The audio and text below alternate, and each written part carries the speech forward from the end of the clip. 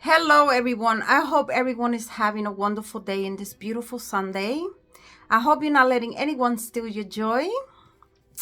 Today, I am here to talk about a topic that all of us, one point in our lives, go through this, regardless of our backgrounds, culture, or professions.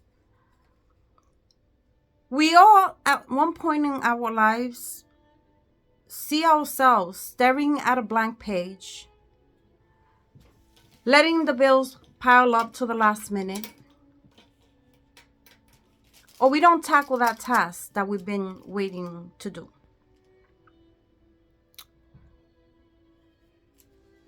We know that we're supposed to be getting to that project or studying for that exam or tackling that task, but somehow we can't seem ourselves to get to it. Let me give you my personal story. One time I spent an entire hour trying to find my perfect spot for a paper, for my title paper, as if that was important. Then we have the story, Barbara's story, a college student who was supposed to be studying for her exam, and instead she found herself cleaning her entire apartment. She cleaned every surface of her floors, dusted every surface of her apartment, and even organized her socks.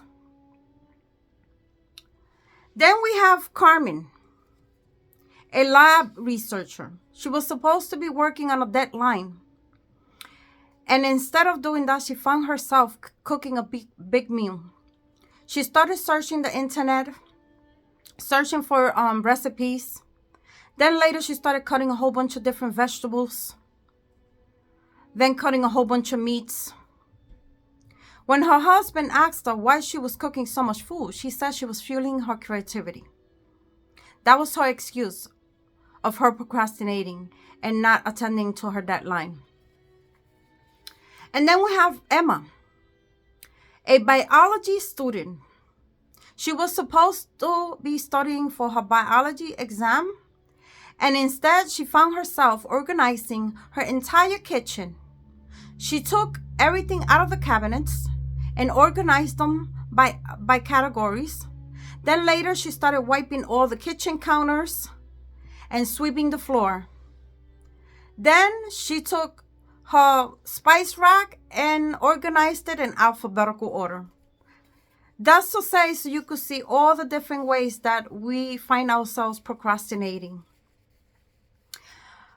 The repercussions of procrastinating can have a negative impact in you accomplishing your goals. These repercussions include increased stress and anxiety.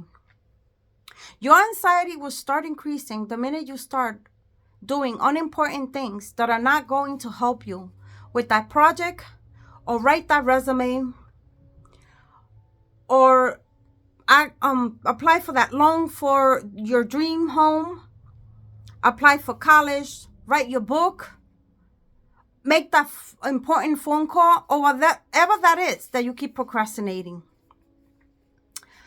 Procrastination will have a negative effect in the quality of work you do.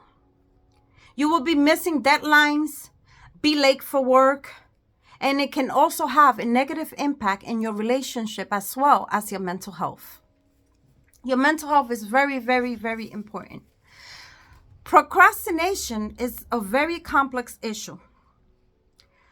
You might be, and there's a reason why we procrastinate. We might be overwhelmed by the complexity of the task at hand, or we don't know where to start, or the task is too difficult to tackle. You may be afraid of failure, or you're a perfectionist. And if you are a perfectionist and things do not come out perfect the way you like them to be, then you're going to be paralyzed by this. Also, some people are afraid of success. They are afraid of success and the responsibilities that follow with that success. Because usually that's what happens. We are successful, and then now we have more responsibilities and more things to attend. In the long run, it becomes everything autopilot. But practice makes perfect, right? Also, we procrastinate when we have notifications, the social media, or even when we binge watch our favorite TV show. It's so easy to get sidetracked. So you have to be very mindful of your time.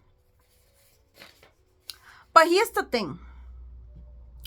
Procrastination is not about putting things off to the last minute. It is about the mental,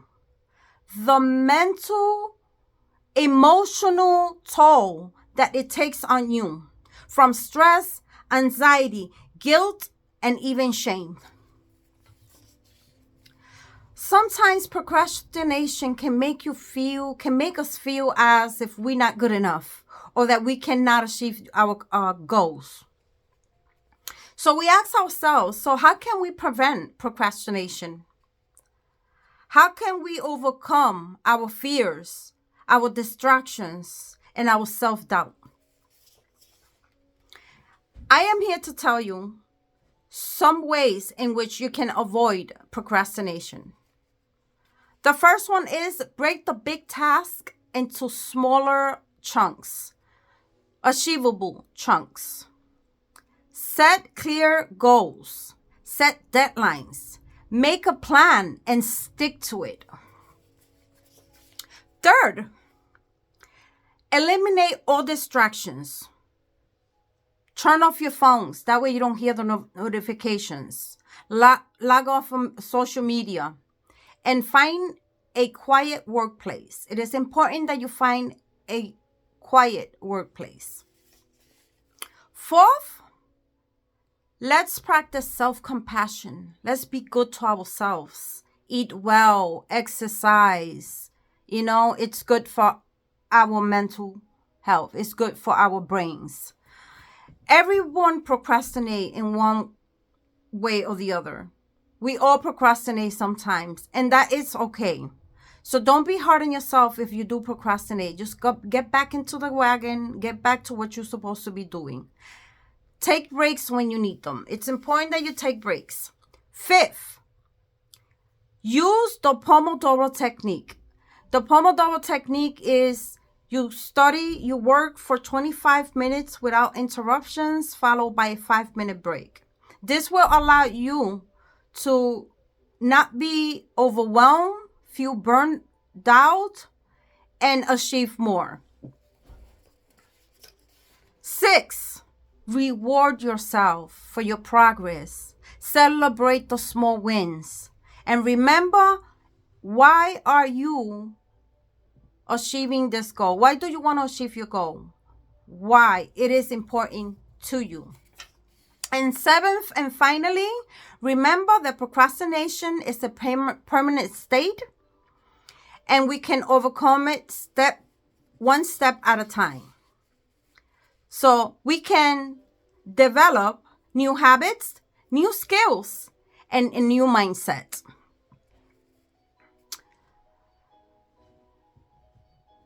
With understanding of that, and if you understand why you procrastinate, you break big tasks into smaller portions, set clear goals, eliminate distractions, practice self-compassion, use the Pomodoro technique, and reward yourself to achieve your goals.